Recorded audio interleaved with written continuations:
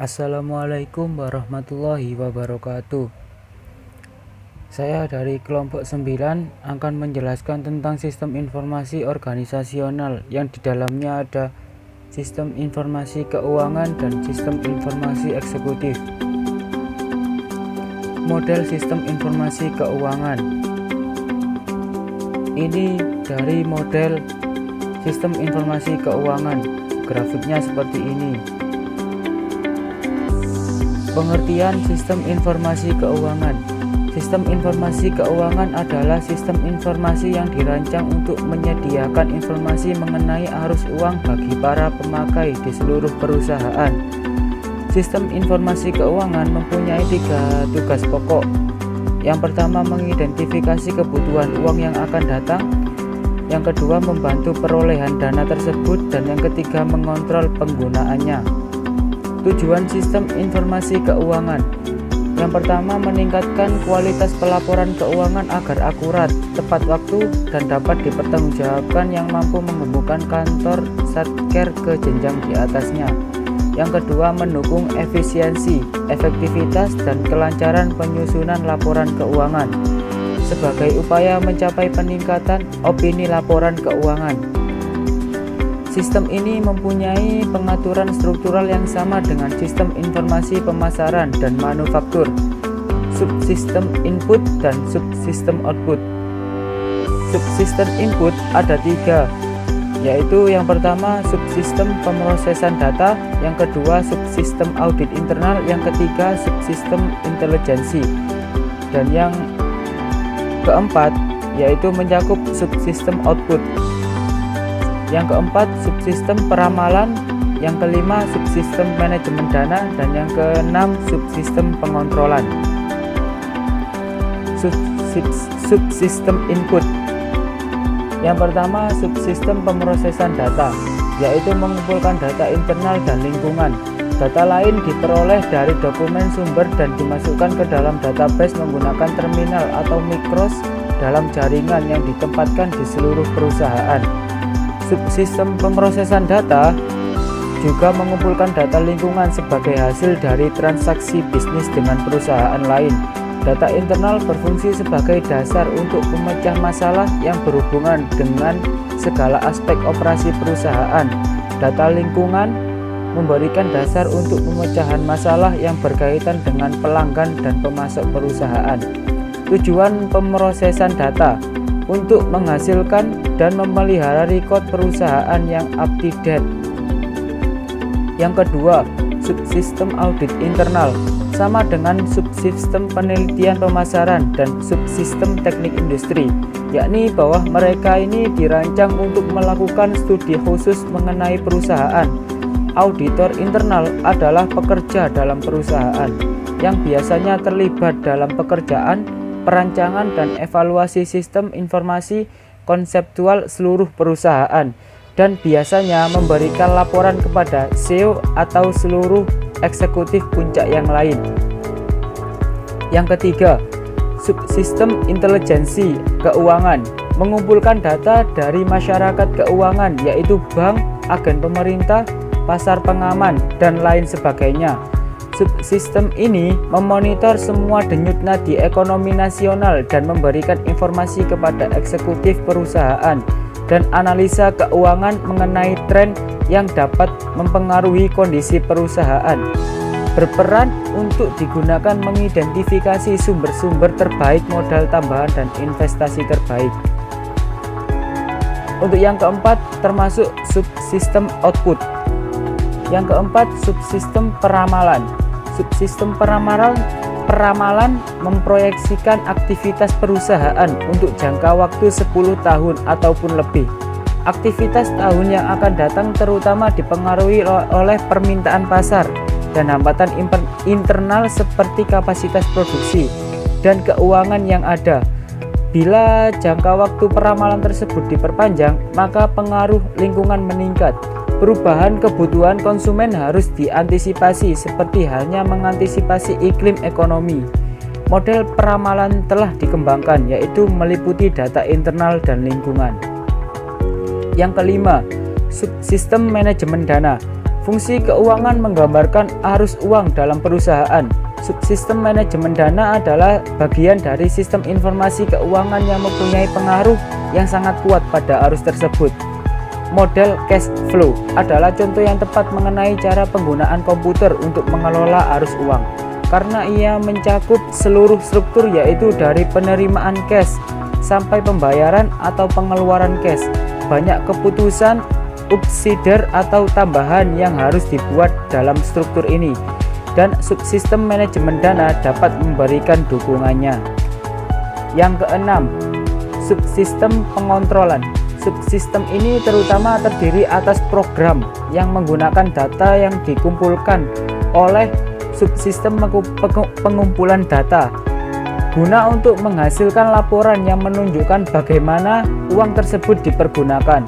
Laporan tersebut biasanya membandingkan penampilan keuangan yang sebenarnya dengan anggaran, sementara bisnis menjadi lebih kompetitif dan biaya operasi meningkat, maka dibutuhkan penampilan anggaran yang baik. Subsistem pengontrolan memungkinkan manajer untuk menelusuri pengontrolan aktivitas biaya. Laporan itu biasanya membandingkan penampilan keuangan yang sebenarnya dengan anggaran. Subsistem pengendalian memungkinkan manajer untuk mengontrol penggunaan anggaran. Yang pertama, proses penganggaran. Ada 3 cara perusahaan untuk proses penganggaran. Yang pertama, pendekatan top down, yang kedua, pendekatan bottom up, yang ketiga, pendekatan partisipatif. Yang kedua, laporan anggaran. Tujuannya untuk laporan anggaran adalah untuk memenuhi jumlah keseluruhan yang dianggaran selama setahun. Yang ketiga, rasio penampilan. Tujuannya dari rasio penampilan adalah untuk membandingkan penampilan mereka dengan standar industri perusahaan tersebut, serta mungkin dengan bisnis secara keseluruhan. Masuk ke subbab yang kedua, model sistem informasi eksekutif. Ini bagian dari model informasi eksekutif. Pengertian sistem informasi eksekutif. Sistem informasi eksekutif adalah satu jenis dari manajemen informasi. Sistem dimaksud untuk memudahkan dan mendukung keterangan dan pembuatan keputusan kebutuhan dari eksekutif senior dengan menyediakan kemudahan akses terhadap keduanya, internal dan eksternal keterangan relevan untuk bertemu goal strategis dari organisasi. Ini biasanya dipertimbangkan sebagai satu bentuk dikhususkan dari satu sistem mendukung keputusan atau DSS. Karakteristik sistem informasi eksekutif ada 5. Yang pertama, top level management, ada designate to the individual, dan yang ketiga TCO to all levels, dan yang keempat very expensive to keep up, dan yang kelima extensive support staff. Tugas dan proses pemikiran eksekutif. Manajer perancangan strategis mempunyai tanggung jawab untuk menetapkan tujuan atau arah perusahaan untuk jangka panjang, memperhatikan apa yang sedang terjadi dalam perusahaan, dan ingin memastikan apakah terjadi kemajuan mengenai apa yang ia lakukan. Juga bertanggung jawab terhadap kesejahteraan perusahaan atau company oriented. Menurut Henry Fayol, semua manajer melakukan fungsi-fungsi manajemen yang sama, yaitu merencanakan, mengorganisasikan, menyusun staf, mengarahkan, dan mengendalikan. Menurut Mintzberg, semua manajer menjalankan semua peranan, namun orientasinya berbeda menurut tingkatannya. Misalnya, manajer berperan sebagai desisional, yaitu sebagai entrepreneurial, dan mengatasi gangguan yang tidak diperkirakan, sementara menyerahkan pengalokasian sumber daya dan negosiasi kepada para manajer di bawahnya. Agenda dan jaringan menurut Kotter, John P. Kotter dari Harvard, beranggapan bahwa eksekutif mengatasi kesulitan pekerjaannya dengan strategis. Ada 3 langkah. Yang pertama, agenda. agenda yaitu tujuan yang ingin dicapai perusahaan. Agenda dibagi menjadi dua, yaitu agenda jangka panjang dan agenda jangka pendek. Untuk yang kedua, membuat jaringan hubungan kooperatif, dan yang ketiga, menetapkan lingkungan dengan norma dan nilai yang benar. Kebutuhan informasi khusus bagi eksekutif. Ada 3 penelitian mengenai penggunaan informasi oleh eksekutif. Yang pertama, penelitian Mansberg. Orang pertama melakukan penelitian formal mengenai kebutuhan informasi eksekutif. Ada 5 kegiatan dasar yang membentuk waktu CEO sampai tugas administrasi atau desk work 22%, panggilan telepon 6%, pertemuan tak terjadwal 10%, pertemuan terjadwal 59%, dan kunjungan 3%. Yang kedua, penelitian Jones dan McLeod. Ada 3 penemuan penelitian yang paling menonjol, yaitu sebagian besar informasi eksekutif berasal dari sumber daya lingkungan, tetapi informasi intern diberi nilai lebih tinggi. Yang kedua, sebagian besar informasi eksekutif berbentuk tertulis, tetapi informasi lisan diberi nilai lebih tinggi. Yang ketiga, para eksekutif mendapatkan sangat sedikit informasi langsung dari komputer. Untuk yang ketiga, penelitian dari Rockstad dan Tracy. Para peneliti tersebut menemukan ada 4 penemuannya, yaitu tujuan sentral. Eksekutif menggunakan informasi komputer terutama dalam perencanaan dan pengendalian. Yang kedua, inti data bersama. Isinya database berisi informasi mengenai berbagai industri, pelanggan, pesaing, dan unit-unit bisnis dalam 3 periode waktu, yaitu masa lalu, kini, dan masa depan. Untuk yang ketiga, 2 metode penggunaan utama. Isinya, eksekutif menggunakan EIS untuk mengakses status saat ini dan memproyeksikan tren, serta melakukan analisis pribadi atas data. Dan yang keempat, organisasi pendukung. Isinya, para eksekutif dibantu oleh pelatih EIS dan supir EIS. Pelatih EIS adalah anggota staf eksekutif, jasa informasi atau organisasi konsultasi luar yang menyediakan bantuan dalam memulai sistem. Sopir EIS adalah anggota staf eksekutif yang mengoperasikan peralatan bagi eksekutif. EIS berdasarkan komputer.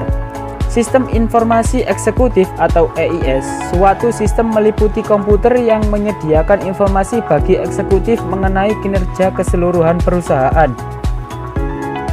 Model EIS, konfigurasi NIS berbasis komputer meliputi satu komputer personal atau PC secara interaktif yang berfungsi sebagai executive workstation dan penyimpanan sekunder kebanyakan dalam bentuk hard disk yang menyimpan database eksekutif.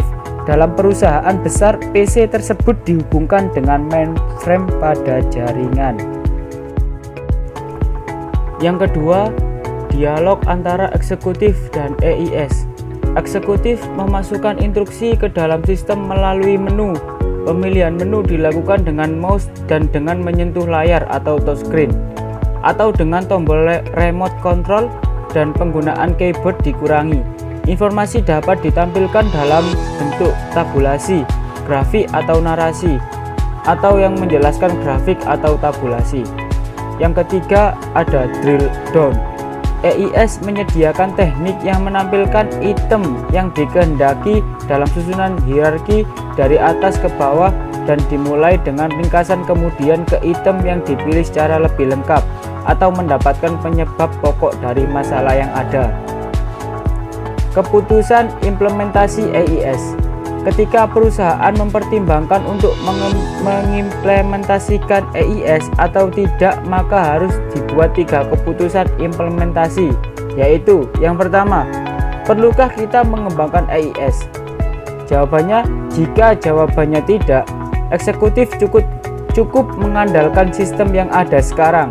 Dan yang kedua, jika jawabannya iya, apakah tersedia perangkat lunak produktivitas perorangan siap pakai atau pre-written personal productivity software yang memenuhi kebutuhan eksekutif jika ada perangkat lunak itu dibeli.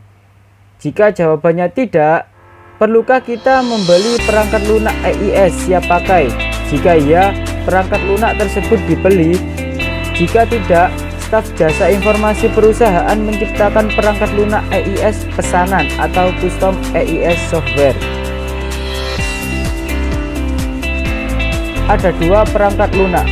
Yang pertama, perangkat lunak produktivitas perseorangan siap pakai atau S atau W, umum yang dapat digunakan oleh setiap orang untuk mengembangkan aplikasi mereka sendiri. Contohnya, DBMS, paket spreadsheet elektronik, paket grafik, sistem manajemen proyek. Yang kedua, perangkat lunak EIS siap pakai, khusus dirancang untuk memenuhi kebutuhan informasi eksekutif. Contohnya S atau W. Awal EIS yang dirancang untuk mainframe adalah Pilot Executive Software (INC) dari Boston dan Comsure (INC) dari Ann Arbor, Michigan. Sekarang S atau W untuk PC sudah banyak ada. Faktor-faktor penentu keberhasilan EIS. Lostak dan Delong mengidentifikasi 8 faktor penentu keberhasilan EIS, yaitu: yang pertama, sponsor eksekutif yang mengerti dan berkomitmen. Eksekutif tingkat puncak lebih baik CEO harus berfungsi sebagai sponsor eksekutif EIS dengan mendorong penerapannya. Yang kedua, sponsor operasi. Kalau sponsor eksekutif sibuk, dapat diberikan kepada eksekutif lebih rendah, misal wakil presiden eksekutif. Sponsor operasi bekerja sama dengan eksekutif pemakai dan spesialis informasi untuk memastikan pekerjaan itu terlaksana. Yang ketiga, staf jasa informasi yang sesuai, tidak saja mengerti teknologi informasi, tetapi juga mengerti cara eksekutif menggunakan sistem itu. Yang keempat, teknologi informasi yang sesuai, H atau W dan S atau W, tidak lebih dan tidak kurang. Yang kelima, manajemen data.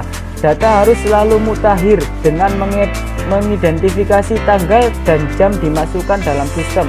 Juga perlu analisis melalui drill down sampai dengan bertanya kepada manajer data atau keduanya. Yang keenam, kaitan yang jelas dengan tujuan bisnis. EIS harus berhasil memecahkan masalah-masalah spesifik atau untuk memenuhi kebutuhan yang dapat ditangani teknologi informasi. Yang ketujuh, manajemen atas penolakan organisasi.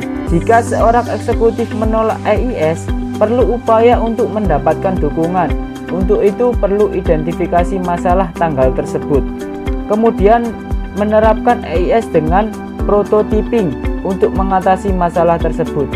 Yang ke-8, manajemen atas penyebaran dan evolusi sistem. Jika manajemen tingkat atas mulai menerima informasi dari EIS, manajer tingkat bawah ingin menerima output yang sama. Tren EIS di masa depan ada 4.